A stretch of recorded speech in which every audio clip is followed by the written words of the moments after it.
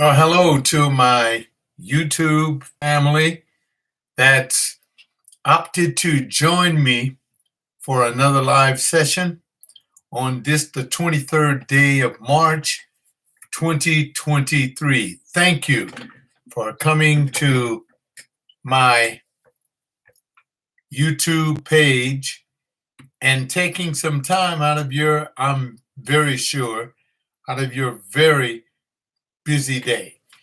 I've had a wonderful day. You know what I was doing today? I have a setup and I'll show them to you.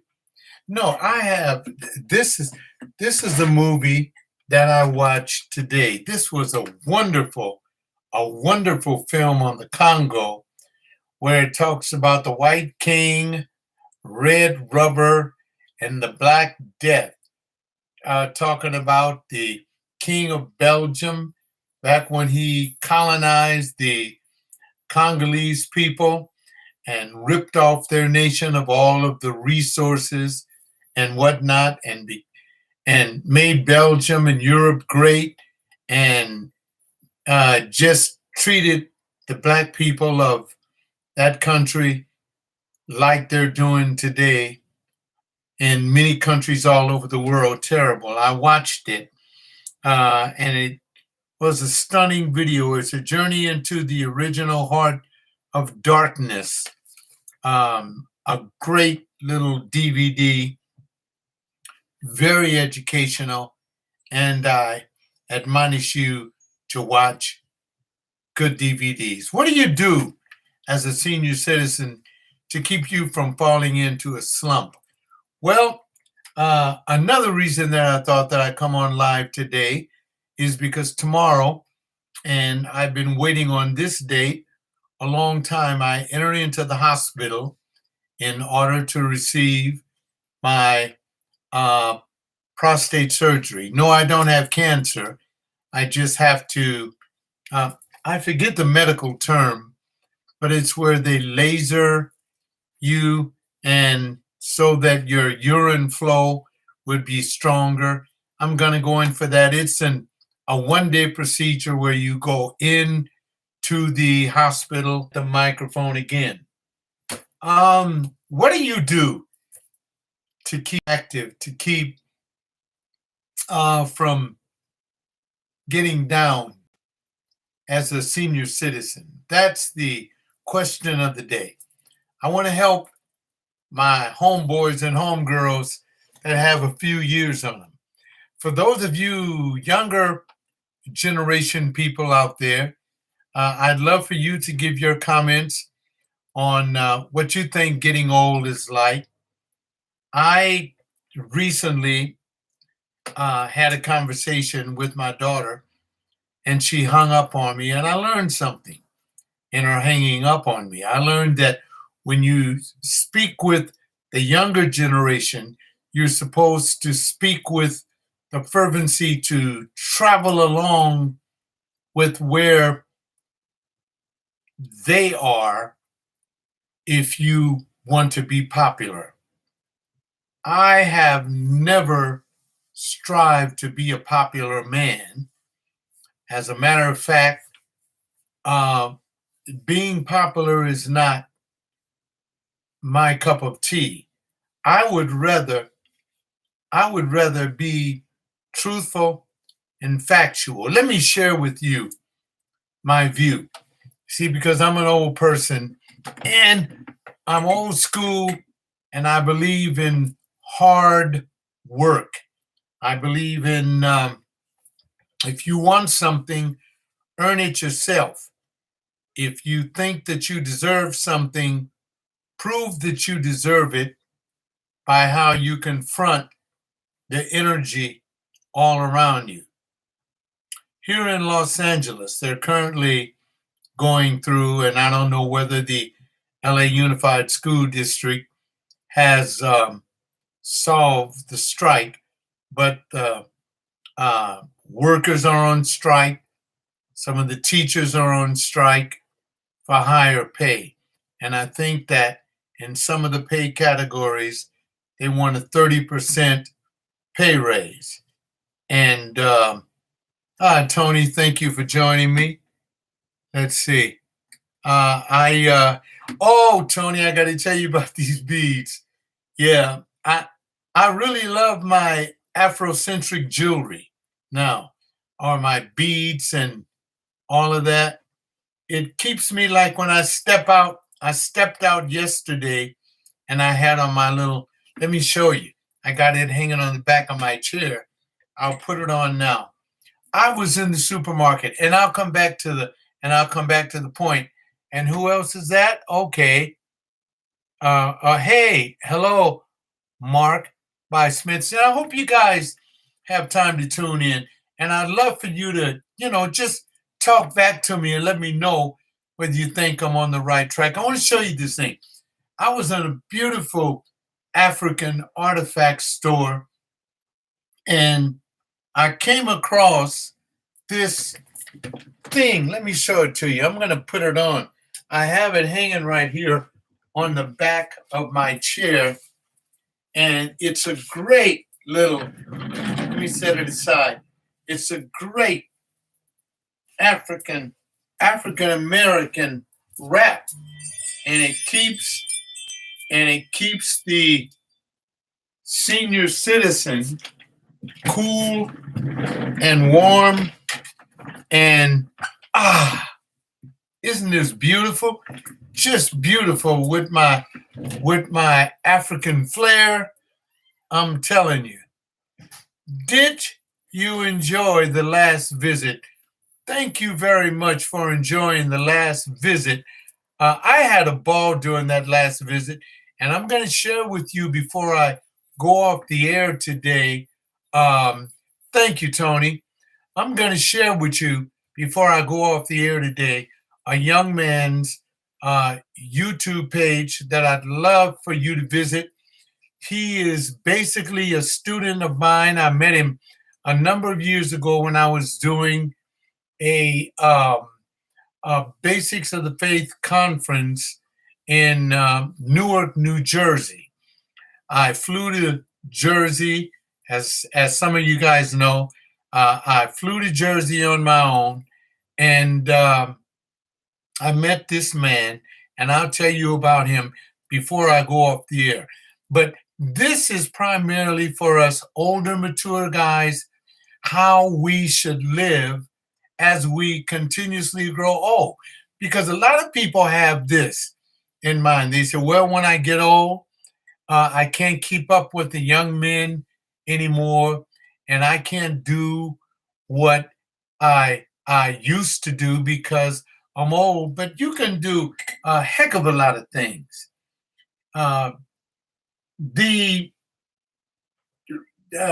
faith organizations that I belong to, that I subscribe to, if you looked at my last live when I was speaking about John MacArthur and what he's going through, and if you look at the regular people that tend to the preacher when the preacher goes banana fruit cakes, because I think basically, in my humble opinion, as I told you before, I don't have anything against anyone, and I pray that no one has anything against me. But when it comes to, how can I put it? When it comes to you living up to a standard that you should be the example for a congregation or for people in church, you should be the primary example of walking the straight and narrow, especially if you're critical of other people's lives. As a senior citizen, I have learned how to deal with impropriety in my own life. The first thing that I do is I go before God, because everything that I do, everything that I am, I want the approval of my Creator to justify me in that. As a matter of fact, since I have a number of you listening to me live, if you have any Bible question you would like to ask me, ask me in the note section, and I'll do my darndest to answer that question for you right here in my studio. And the reason that I did not advertise that I was coming on, because I don't think that necessary. I think that if I'm faithful to what I'm doing, I should be available to give you an answer for the hope that lies within me. And I'd love to do that. I also have another book here, and I'd like you three guys that are listening, if you can answer any of these questions, to please feel free to try to answer them. You don't necessarily have to be African American, but I'm going to be asking you questions from this African American answer book. I want to see how sharp we are if we know anything about African American history. Do you know anything about who you are and where you come from? That's very, very important. And especially nowadays when most people are ignorant of their lives and what is going on. Let me give you an example about what the book is all about. Here's the first question in the book. Let's see if you can answer it. On January the 3rd, 1964, who did Time magazine name as the first African American man of the year? Was it A, Ralph Abernathy, B, Martin Luther King Jr., or C, A, Philip Randolph? Again, I'm going to ask the question again. All right, on January 3rd, 1964, my friends, who did Time magazine name as the man of the African American man of the year? Was it Ralph Abernathy, Martin Luther King Jr., or A, Philip Randolph? Let's see if you can answer that one. And if you can answer it, just write your answer in there, and I'm going to give you the answer in a little bit. Well, I know who it was. I'm asking if you know who it was. All right? It's very important. Wait a minute. Mark said Martin Luther King Jr., and you're correct. You're correct. It was Martin Luther King Jr. See, if I would ask many of the young people today, and because if you really like that webcast that I did the last time, well, my friend that I'm going to introduce you to started off his webcast, and I'm going to raise it on my little laptop here because I want you to know the name of the clip was I Have Questions For. Let me give you the guys his YouTube page, and I want you to go there because he's brilliant. If he could afford radio, he would be on radio like I was. And radio is far more difficult from doing a YouTube live, because in a YouTube live, like I'm in my studio lounge room here in my home, and it's very easy for me to do a YouTube live. And I shave, comb my hair, and what you guys think about white hair? See, this is what happens to you. I don't dye my hair. My hair is white. It turned white overnight. Okay. Yes, those were the good days. Tony, those were the good days when I did live radio, because the audience, they didn't see me, they heard me. And when you can appeal to someone through voice, I remember one night I was on the radio, and it was a white guy called me, and he said, PJ, I have a question for you. And I said, what is the question? And he said, are you black? And I said, yes. And I said, why? He said, because you don't sound like a black man. How does a black man sound?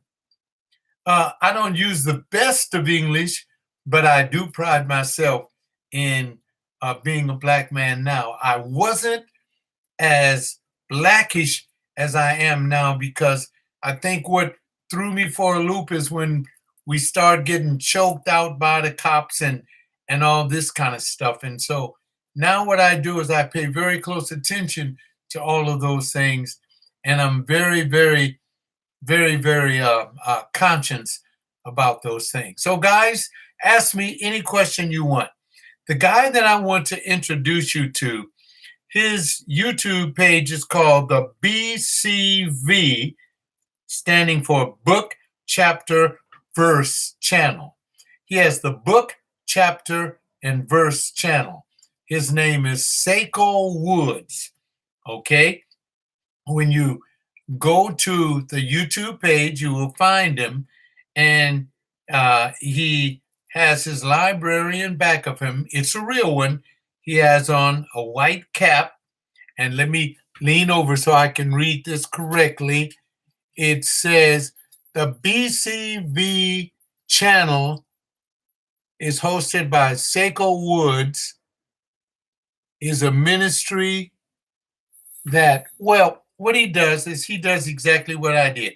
He questions everything that a crooked preacher is saying, and he tries to tell the people that maybe are paying attention to that crooked preacher to depart from him and not to finance him. Seiko was the pastor of the church. He suffered basically the same kind of downfall I suffered, because if you tell the truth, you're going to suffer.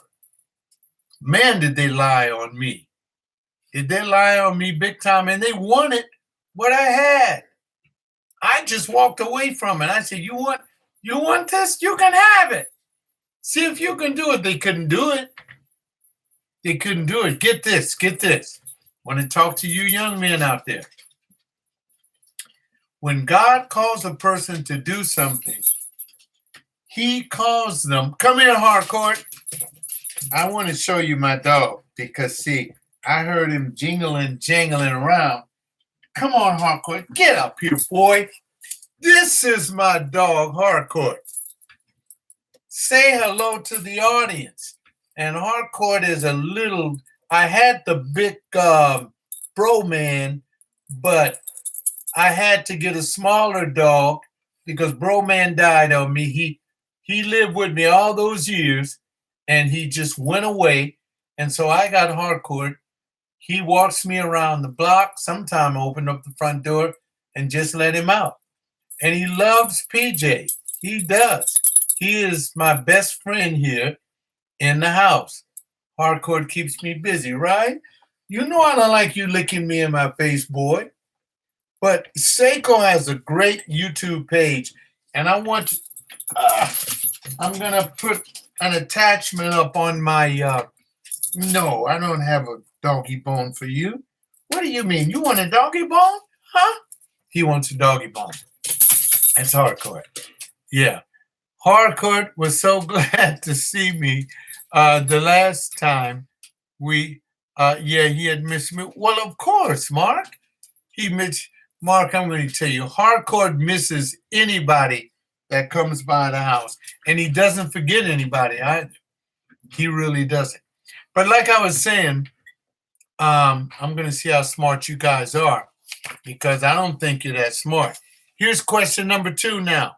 Question number 2. In what year was a national holiday proclaimed commemorating Martin Luther King Jr.'s birthday? A, 1965, B, 1975, C, 1983. Now, let me see how smart you are. Okay. What year did they make King a holiday? And the reason that I keep asking you about these things is because Bodie, whatever his name is, C, you're absolutely correct, Mark. You got it. Tony, you're right. You got it. Wait a minute. I got to start giving you guys some hard questions here because you're too smart for me. But when you ask the younger people, well, see, I got a guest in my house. Come here, Caitlin. I'm gonna see how smart he is. Gonna see how smart he is.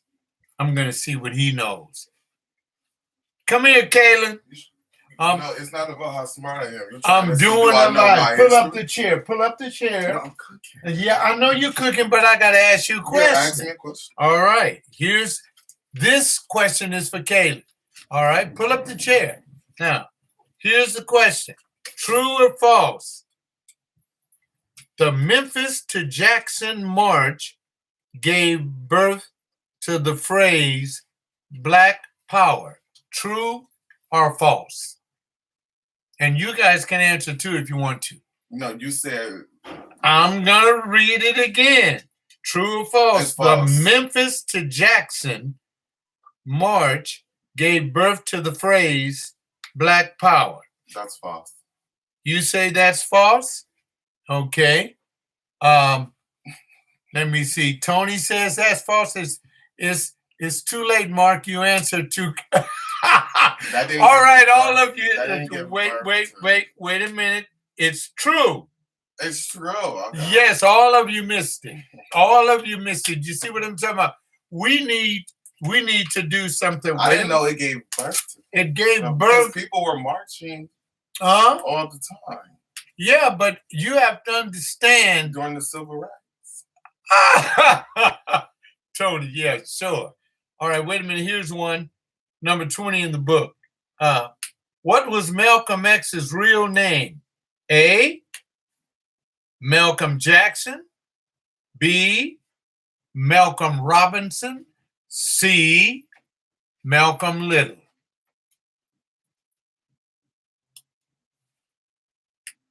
Now, if y'all don't know that, hey. Of course it's C, Malcolm Little. See, Caitlin didn't know it. That proves my point. Younger men don't know what we senior men know. I mean, that's valid. You grew up in this era. I mean, at the end of the day. Yeah, but why don't you know that? Well, Malcolm X is one of the greatest black men that ever lived. I know, and you don't even know what his whole name is? You know, I don't. You don't I don't what? read about him or anything. That's a problem. They don't read enough. They don't about read enough. Of Malcolm X. Wait a minute. I got one right here. Okay. Well, I'm gonna go. Okay, go ahead. Because he's making me some fried rice. Woo, I'm hungry. All right, here's one, guys. Who is the first African American to win the Mr. America title? All right, Mr. America title. I know you don't know this one because I don't know it. Jack Johnson, Chris Dickerson, or Sugar Ray Robinson? I'm going to guess and say Chris Dickerson because I know it wasn't Jack Johnson, the boxer, and I know it wasn't Sugar Ray Robinson. So I'm going to say Chris Dickerson. All right. So Mark's going to jump on Chris too. All right. Go ahead. Let's see if you were right. And that was number 24 on the right. We were right. Chris Dickerson. Now, when you go to Seiko's page, I want you to know this. Seiko Woods. He is a brother. Now, he deals with these African American, well, not just black, but these Christian issues. In the past couple of years, excuse me, I have gone thumbs down on most evangelical stuff because of the way they have turned the faith of Christianity into a money-making venture. And I see that we have some more people joining us on this. Feel free, please, to leave a comment to ask me any Bible question that you want. I am Pastor John, a retired pastor. Any Bible question, and you're going to notice that my answers are far different from the way I answered the Bible questions when I came on the air. Like, for instance, I was having a conversation with a young man that said, do you believe that a whale swallowed Jonah? No, I don't. Primarily, I don't believe that a whale swallowed Jonah because when I read the words of Jesus in the New Testament, he said that Jonah was confronted by a great fish. It doesn't call the great fish a whale. And we know that a whale's throat is only about that big, because if a whale's throat was that big, he could not, he would choke to death to swallow a human being like that. And how could a human being exist inside of a whale and be burped out on a seashore? I believe that the story has relevance to it. Let me give you the relevance of the story, and so that you know how that's working. The story of Jonah in the Bible, from the book of Jonah, when you look at it, and the book of Jonah is a very unique book. No, I'm not going to open this up and go to all that. But I believe in the intent of the book of Jonah. If God calls you to do something, and if you don't do it, let me give you an example. God told me to love everybody. I could never be a racist. I couldn't. I think that certain nationalities of people, they have a certain strain about them. I'm not going to lie about that. They are a particular way, but I don't dislike them. I get along better with people that are more like me. I am being me because I now hang around people that I love being around. I don't waste my time. Listen to this. I don't waste my time hanging around people that do what I don't like them doing. I don't waste my time. No, don't get me wrong. I admonish people. I help them by giving them insight. Yeah, come on, sit down and join this. Oh, thank you. Thank you. I need my juice. I only love being around people that are on the same level that I'm on when it comes to being a real human being. I have found that many times when I see senior citizens, people that are my age, and they get into a tizzy, it is because they kind of force themselves to live around people that is less like them. If you're a senior citizen, live around people and be around people that are more like you. You notice when Kalen walked in here. Kalen is a young man. Kalen's not even 30 years old. Kalen is a fashion guy. He loves to put together fashion. And we talk about fashion, and I think I'm pretty fashionable. He likes my beads and necklaces and jewelry also. I'm around people that makes me feel life, that helps me experience life better. I don't want to be around people that get on my nerves, people that are always doing things that frustrate me. All right, let me give you an example. I'm around Harcourt because Broman was too big to put on my lap. I married Lucy in 1960. I almost forgot. Am I losing my mind? 67. I married Lucy, a Filipino lady, in 1967 because I didn't want to. Don't get me wrong. Don't get me wrong. I love black women. My mother was a black woman. My sister's a black woman. I do love black women, Kaylin. Don't know, I'm telling the truth. But I didn't marry a black woman because I didn't want a black woman hollering at me, screaming at me, trying to tell me what I'm going to do. I wanted a woman that was more down to the kind of woman. Look, I pastor the church. I seen black women holler at black men. I know a black man that divorced. Yeah, I'm telling you the truth, Tony. Listen to me. I married a woman that was more subtle to be with me. She had to look. I needed children to be justified as a male in this American society. Albeit a gay man, I knew I had to get married. I needed the kind of woman that would raise my children, that would be a decent partner to me. Listen to me. Listen to me, guys. If you want to have a safe life, never marry the person that you know is going to be at odds with you because you're a man and you need somebody to listen to you. I'm not a chauvinist. I know what I know what I need. I know what I wanted. I've always been that.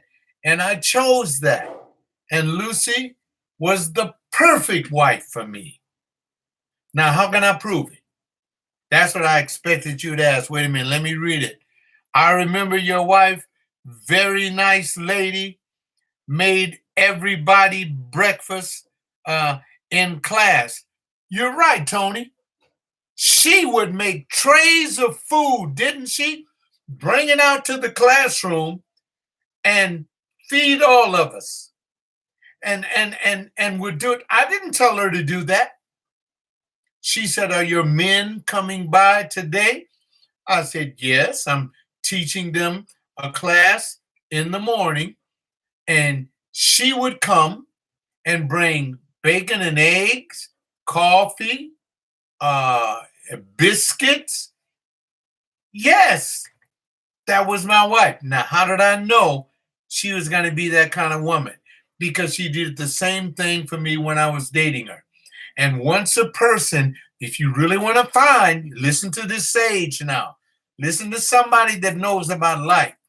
If you want a woman, find a woman that's going to meet your needs. And wait a minute, listen. Not only find a woman that's going to meet your needs, find a woman that you are willing to invest in for the rest of your life. Because Lucy was with me until she passed away and went on home to glory.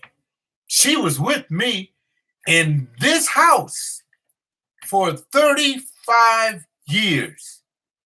Now listen, we never had a fight.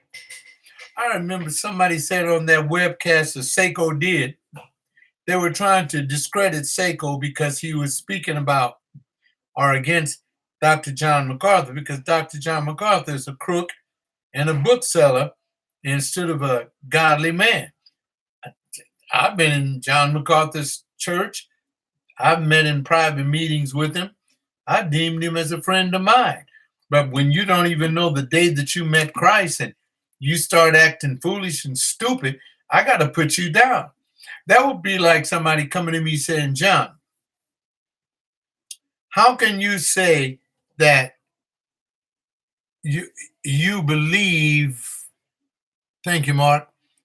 Mark said 100% in that. How can you say that you believe in Jesus and you make a statement if you don't vote for Donald Trump? You can't really be a Christian.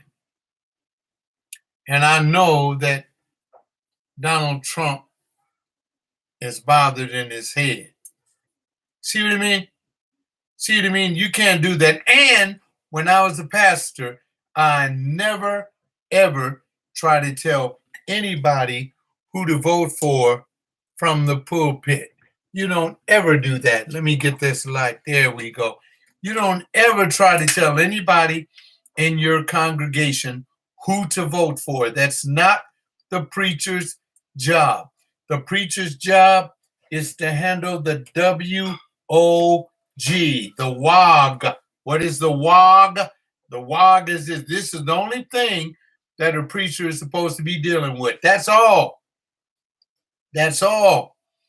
You can talk with your members in private as you walk down the aisle of the church, but the only thing that he's supposed to do is to bring the word of God, because one of your members may not want to vote for Obama. They may not want to vote for Trump. One of your members may not want to come near to that. You see, and so we have an obligation to follow God, not to follow our pastor. Do you hear me on that? We have an obligation to follow God. That's what Seiko is going to talk about. Seiko, on that stream that he did that I told you about, is going to show you some evidence. I spoke about it, and Seiko gives you the evidence, the proof, where John MacArthur kicked a woman out of his church. A friend of mine, Greg, who is married to Allison, told me that they were in Grace Community Church one night, and there was a man that refused to be reconciled with his wife, and John MacArthur just read him the riot act and kicked him. What did he do? He excommunicated him. Can't no preacher excommunicate you out of no church. Only a cult leader would try to do something like that. I never kicked anybody out of the church. I would tell them, you're going to have difficulty following me, man, because I'm not going to do that. Well, how come I can't do that? And I said, because I said it. Or, are you always right? I said, no, I wish I was, because if I was always right, I'd be God. I'm not always right. No way. No. Let me share something else with you. When you become a senior citizen, you've been living a history of thinking things through. All right, let's talk about, since I was talking about wives, how did I find Lucy? I didn't know it was going this way. Well, number one, I wasn't looking for her. Clarence Armstrong, Beaver is his nickname. If you look at my YouTube page, you'll see a picture of he and his wife sitting next to me. He's no longer with us. He was living on 118th in Manhattan in an apartment. I used to go and visit him. I stayed on 118th and Broadway. If you know anything about the city, you just go west. That was west of, let me see, where was that? That was west of Imperial Highway, yes. Right before you get to where the Imperial goes up the hill and there's a Catholic school. You turn down Manhattan, and it was some apartments. Beaver had just gotten an apartment there, and he said, John, there's these two beautiful, fine women, and one of them is a Japanese, and I'm going to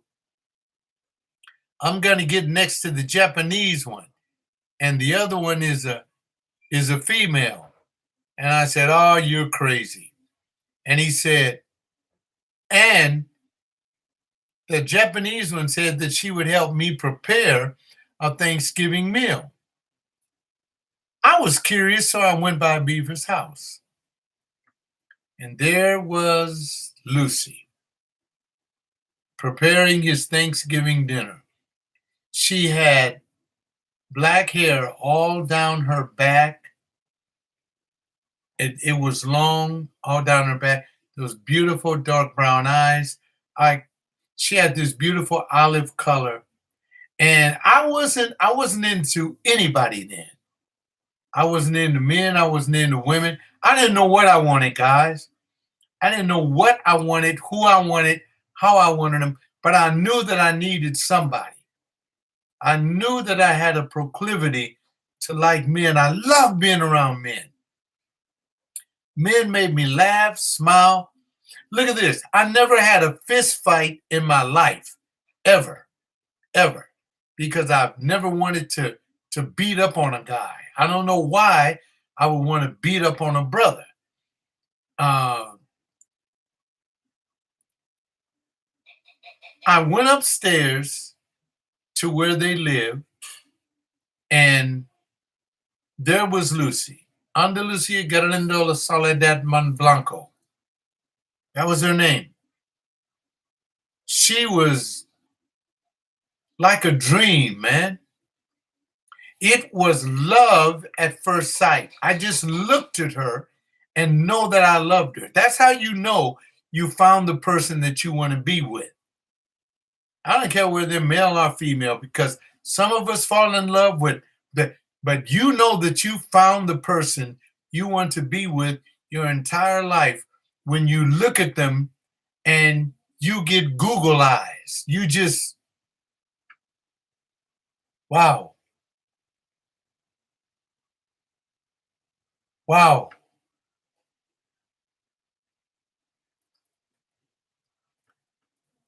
I'm not lying to you. Now,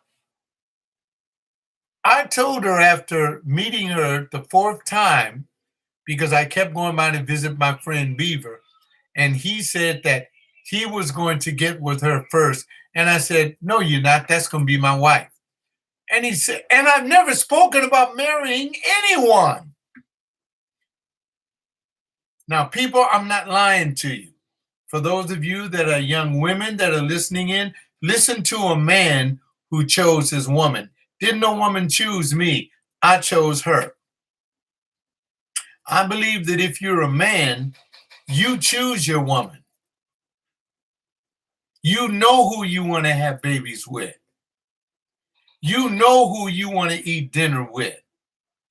They had a restaurant on, it is now Obama Boulevard and La Brea. They had a restaurant. It was a white ran restaurant. And that was the first date that I took Lucy out to. And I ordered veal cutlets. I forget what she ordered. And she was dressed in this tan and brown polka dot dress. And we went to dinner, and I've never been the same since. I told her, we're going to get married. She didn't believe me. 3 weeks later, I went back to her apartment. She was sharing an apartment with Judith, who married a guy named Fillmore. She married Fillmore, and she was renting the apartment with her. They were both bank tellers at the Bank of America, and I married her within 2.5 to 3 months. You can see the pictures of us getting married on my my Facebook page, and we've been married ever since. We never had a fight where I put my hand on her. She never hit me. She should have, because I needed a couple of slaps in the face. I didn't treat her right. And I did not have any intercourse with her sexually until after we were married, because I had joined the church and become a Christian when I was 23. And I was with her 35 years. She gave me two of the most darling human beings.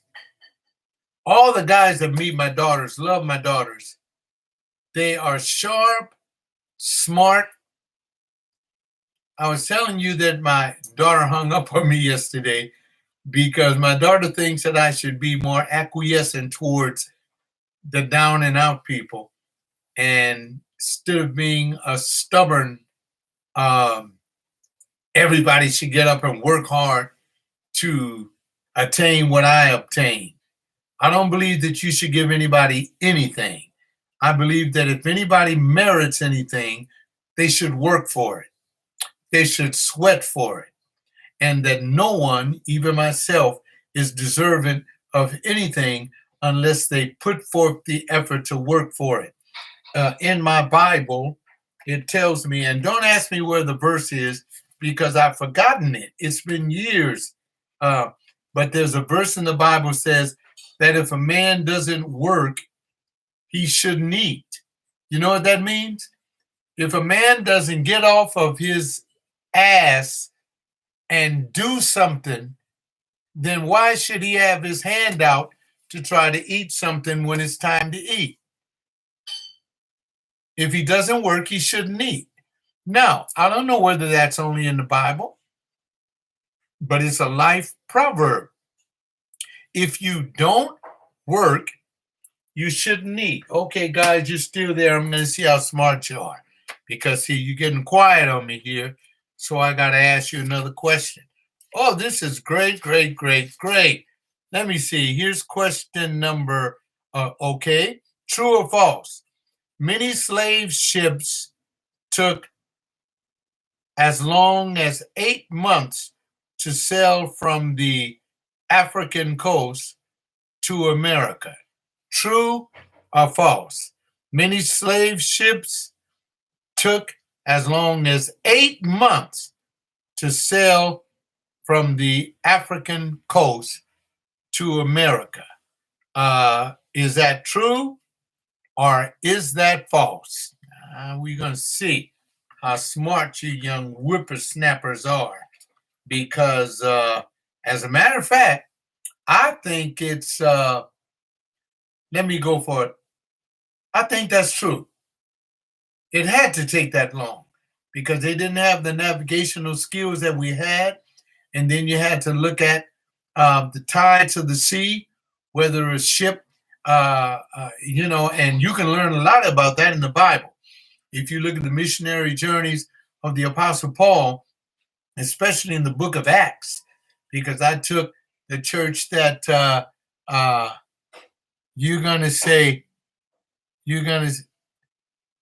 I'm getting old. I'm getting old, PJ. Wait a minute, Tony. No, you're not, Tony. You're not getting old. What are you?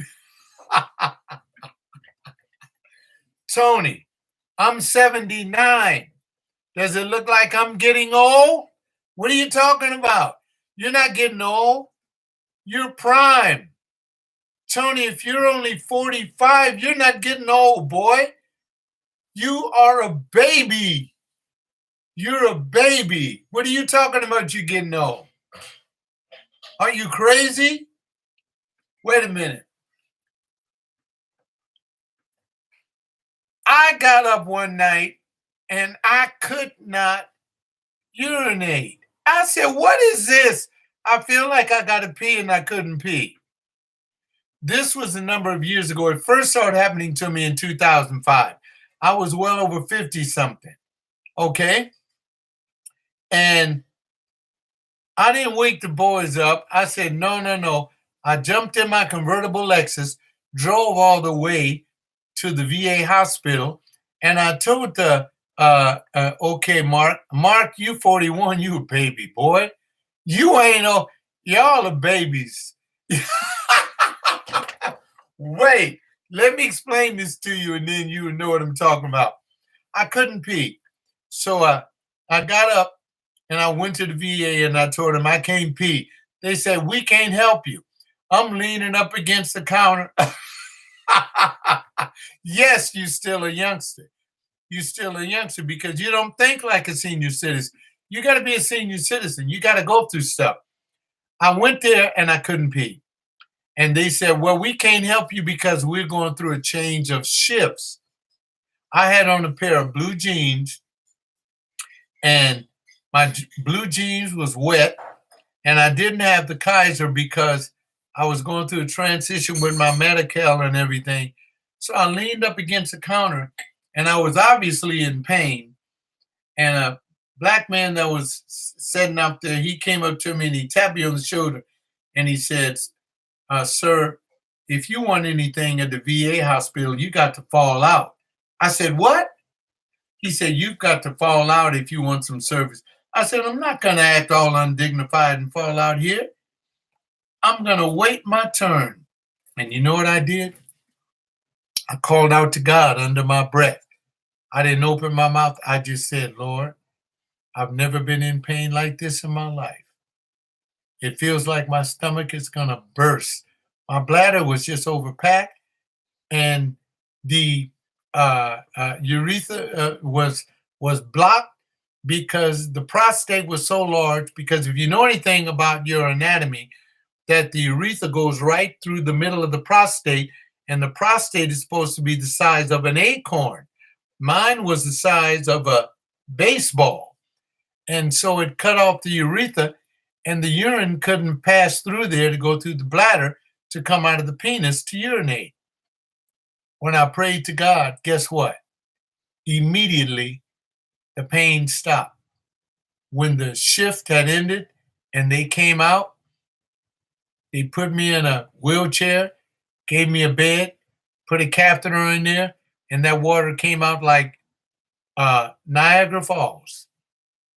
See, you're not old. You're not old till you experience that.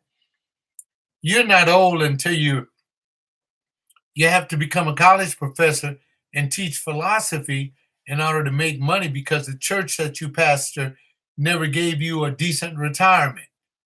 Baptist churches very rarely give you a decent retirement. Some of my friends told me you should get a job at a bigger church because when you retire, they'll take care of you. Nobody took care of me. I had to become a college professor. I became an adjunct because I didn't want to spend all of my life in the office at the college talking with college students about a grade that they earned. So I became an adjunct and I started teaching philosophy. There's where I met a world of new people, young adults going to college, and I started teaching philosophy. Became very popular because they said there's a preacher, a black man at that, teaching philosophy in West LA College and Harbor College here in Los Angeles. Oh, you're not old yet. Because when your money starts getting funny, that's why I tell you youngsters, go to school. I went to school at night for 20 years. 20 years I went to night school to get that master's. I started going, I wish I could turn this camera and show you. Can I? No, I can't. But I have my degrees up on the wall. Mark, you've been here. You've seen it. Tony, I don't know when the last time you were here. But yeah, you know what? You guys are young. But you got to start working on getting old now.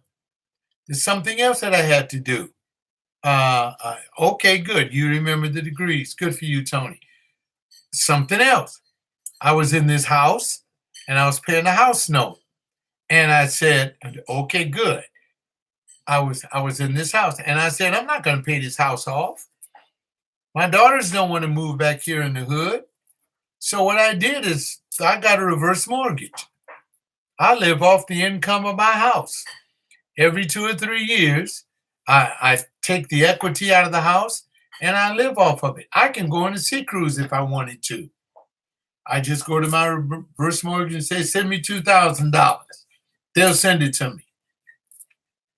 I have to petition for another one because that's the only way that you can get the equity out of the house. And the house is worth, since they built this Rams Stadium over here in Inglewood, a couple of miles from where I live, the value of the house is up, up, up, up, up. I live off the equity. That was wise. That was wisdom. I think the house is worth $430,000, they tell me. Guess how much I paid for this house when I bought it? $18,500. You do the math. See, I'm living in a world where that's how old people live.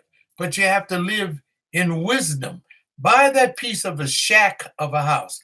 When I bought this house, a family named the Simpsons live here. No, Simmons. And it was an elderly white lady lived here, and her husband had died. They were from the South, and she was getting old.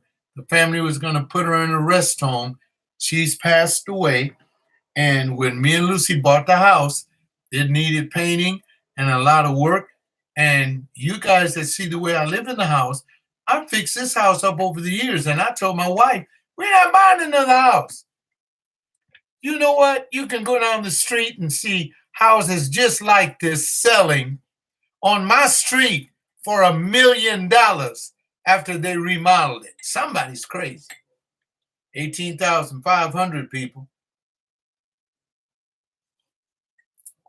Wisdom. Wisdom. Because when I moved in the house, God spoke to my heart and was telling me, be ye content because this is it for you. I never wanted anything bigger than this. Why, brothers, would you want a house with 5 bedrooms? Why do you want more than one car? Why do you desire all this bling, bling, bling, bling, bling? I'm going to show you something. And I told my grandson that upon my death, he's going to get it. I love wearing this little gold chain that I have. I love wearing it because it was in 2005 when I went on my sea cruise, my Alaskan 5-day cruise, and they let you off the boat. And I went by a gold thing. Somebody told me on the boat that you can buy gold pretty cheap. I bought this little thing. And when I bought it, see, you can open it because I was thinking about my health. Now, if I'm going to buy gold, what do I need? Because it was then that I started having problems with my heart. Well, you see that thing is open up right there? Because I put my glycerin tablets in there, nitroglycerin tablets. And whenever you have a heart event, you take out a little tab, put it under your tongue, and it stops you from getting a heart attack. I wear this everywhere I go. But I've had my heart surgery, and I've had open heart surgery, and then I had where they had to put cowhide or something in me, in my heart, so I don't need the glycerin anymore. When you turn into a senior citizen, you're going to change. Your body's going to change. Your piss is going to stop. Your heart is going to get clogged. That's why I tell you young men, stop eating all that beef and that pork and that salt and that terrible food. I eat chicken. That's the only meat that I eat. And I know they put chemicals in that bird, but I need something. I don't eat fried chicken anymore. I don't eat hamburger meat. I eat that vegan meat. And I season my food in a certain way. I cut down on my sugar intake. I don't drink sodas anymore. Stop drinking sodas. That stuff kills you. It eats up your inside. And now they're putting these chemicals in a lot of things. Be very careful what you put in you. You have to be. But you're on the way if you're in your 40s. I like the age that you're in because when I was in my 40s is when I started looking at the kind of work I want to do for the rest of my life. Let's see. I was a shipping clerk from 20 years old to 23. 23, I became a warehouseman for the LAPD, the city of Los Angeles. We ship supplies to all of the police stations all over the city. When you hear hardcore messing with the neighbor's dog, he's trying to protect the old man. I love my dog. When I was a shipping clerk for LAPD, I mean a warehouseman for LAPD, I took the promotional exam through the city of LA to become a traffic officer. Then I became a traffic officer, I think when I was at least 37 something like that. Because I love my warehouseman job. I used to tell my wife, I'm never going to quit this job. This is the best job I ever had.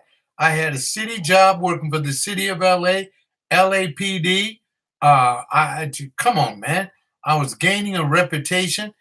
And you know what they used to do there at Police Supply Division? Every summer, we used to put barbecues on and invite the deputy chiefs because Supply Division was on Fletcher Drive in San Fernando Road, right across the street from Van Camp Bakery. And the cops used to come there and barbecue. The chiefs, deputy chiefs, they bring their wives, other dignitaries, other chief of police. And what was I doing? I was barbecuing for the cops. Why would I give that job up? And man, it was a great little job. They would send me to Parker Center to pick up the paychecks for all of the LAPD employees at Supply Division. I drive the captain's car. Captain Grassley was the head of our division at Supply Division. And he said, John, take the keys to the car. I'm not going downtown, and go downtown and get the payroll checks. They trusted me to bring the payroll checks to Supply Division because they knew that I was a Christian dude. I never had a record. Of course, they ran me through NCIC in case I tried to get away. I mean, it was a great job. It was a great job, Mark. And now, wait a minute. Then, when I was being a warehouseman, my wife, because I got the kind of wife and I was having children. And the wife said, John, we're going to need some more money. I said, all right. I'll take the promotional exam. I always wanted to be a station officer. A station officer was a quasi policeman that when somebody was booked at a police station, I would keep care of all of the prisoner's goods, his deeds. When they booked him, he'd come to a little cage that I'm working in. I'd take his wallet and his hat and his shoes and his clothes and stuff like that. And that was a good job. That was the next level up, promotional level up. Since I was already an LAPD employee, and at that time, many blacks was working for the LAPD. Matter of fact, my good friend, Pastor Reamer, Zareks, his mother worked for the LAPD. She was a clerk there. We had all the jobs that the Hispanics have now. We had them. Black men. Okay? Anyhow, I took the promotional exam, and 2,300 people took the promotional exam for traffic officer. You know, the guys directing traffic, and you've seen writing tickets on cars, civilian traffic officer. I took that promotional exam, and I told a cop that worked in Parker Center, this is what he told me. He said, I hear you're thinking about leaving us. I said, yeah, man, I need more money. I'm not making enough money. My little girls are growing up, and Lucy and I want to put them through UCLA. So I need some more money, and I got to promote up. And he said, and you took the traffic officer exam? I said, yes, I did. How did you come out? I think I came out number 28 out of 2,300 people took the exam. I came out number 28 on the list. Okay? Because I'd already enrolled in East LA College working on my degrees. See, I just didn't stay home and watch basketball, watch the Lakers, and do all that stuff. No, I went to school at night. See, and yeah, and that is because I knew that I had to do something. You can't watch the Lakers and the Boston Celtics and know all the stats in football and baseball. No, you need to put your ass in school at night. And that's what I did. I went to night school. I worked during the day. Now, when I got my first degree, the AA degree, associate arts degree in governmental supervision and management. That was, I think they awarded me that degree in 1976 because I started to go to junior college in 1971. Yes. And then in 1976, I got my AA degree. I stopped going to college. I was working because I had become a traffic officer, and I'm I'm working as a traffic officer, various shifts that they had me on, and then I went back in school. That's when I went to Cal State, Dominguez Hills, and I said I got to work on a bachelor's because they had upped the requirements to get a management job for the city from an AA degree to a BA degree. So as the years went up, I had to up my education. Guys, listen to me. You gotta put the time in. Nobody's gonna give you anything. Put the time in. If you're looking for a gal, you're looking for a wife, put that on hold because the girls had already went to college. They got their degrees. I'm telling you, some of these smart sisters are looking for some brothers that got a brain. See, my wife had already had her first degree before I had my first degree. See, because I wasn't thinking about going to college until I got married. When I started making babies, I said, oh no, I got to support these babies and I don't want to be digging a ditch out there, busting my behind in the streets, digging holes. I didn't want that. Hey, I felt I was too smart for that. My goodness, when I went in the Army, what do you think I did in the Army? I was a radio teletype operator. I wasn't just carrying no rifle. No. When I took all those exams in the Army, they had me typing in a communication center in a bunker, not only in the States here, but in Korea, where I was stationed. I wasn't on the battlefield with no rifle in my hand. No, because God had a work for me to do. And when God has a work for you to do, He's going to preserve you and keep your life. I can't believe I'm 7 minutes over the hour already. Let me keep talking to you. After the traffic officer job, I took other promotional exams to become a supervisor. Never could pass the supervisor exam because God didn't want me to be no supervisor. I didn't find that out until I kept scoring low on the supervisor exam.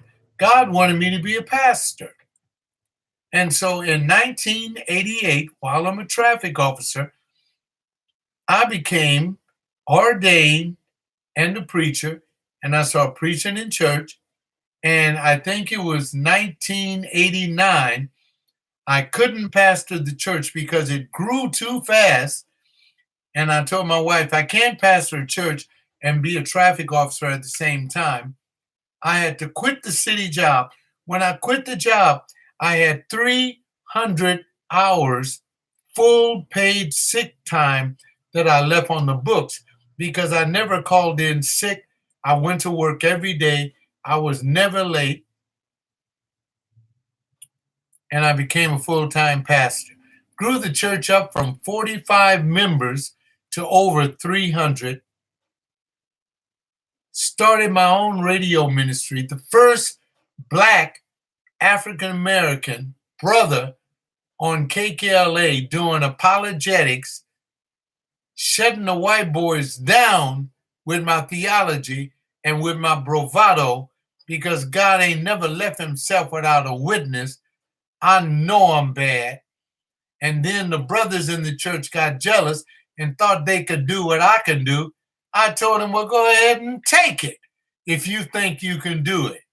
One of them, I won't mention his name, he had a foreign accent. He thought he could do talk radio like me. So go ahead. No, they couldn't do it. None of them could do it. I gave them all the opportunity to come in the booth. And the only ones that shine like a diamond was Zarek Steve Reamer, Mike Koger, I'm mentioning the guys that shine. All right. Zarek, Steve Reamer, Mike Colger. Who else? Who else? Who else? Come on. Oh yes, yes, yes. Young man that's on there. Timothy Sanford. Timothy Sanford was on there with me. The rest of them was money making hounds that just wanted to, you know, do what I did and didn't have the guts to do it. Yeah, you're right, Tony. I held it down. I couldn't do nothing but it. That's why people came to my classroom to take theology with me. They knew I knew what the hell I was talking about. And that's why I tell people, if you got any Bible question, as long as I am breathing and alive, and that's why God's left me alive. If you have any Bible question, you can ask me because I never preached for money. When I went to these churches and they had me as a guest speaker, I'd speak, put on my jacket, and leave. And they said, wait a minute, we got to pay you. I said, did I tell you I was coming here for money? I didn't come here for no money. I came here because you wanted me to tell you what God's word says. Once you have that in your mind, God will elevate you. Elevate you. That's why I'm 79 and I'm looking like I'm 39. Let the church say amen. You don't see no cracking on me. Black don't crack. They done already told you that. Black does not crack. Now you look at an older white minister. Look at MacArthur's face. Look at John MacArthur. See all them cracks he got on his face. Lying and tricking them people like that.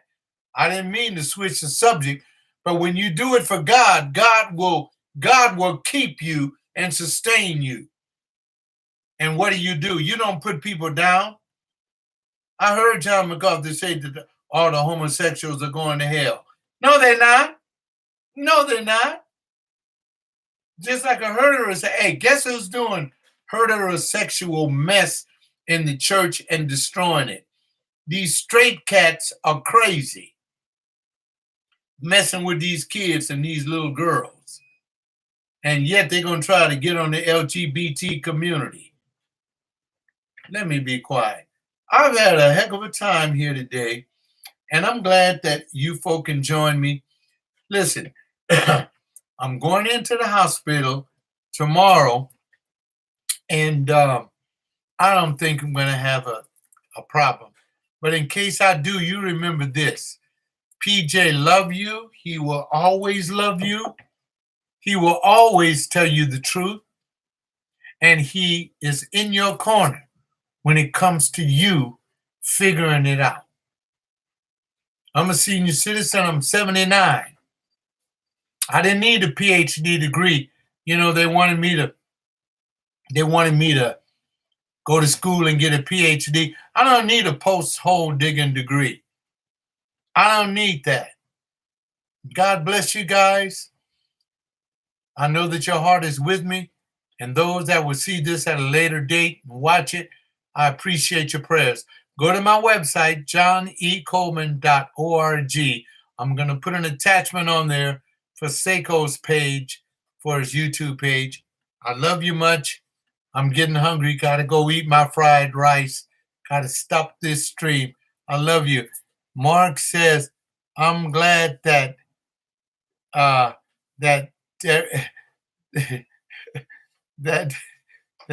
Zarek, yes, I am too. I am too. And just like you said, I'm going to stay in the word. God bless.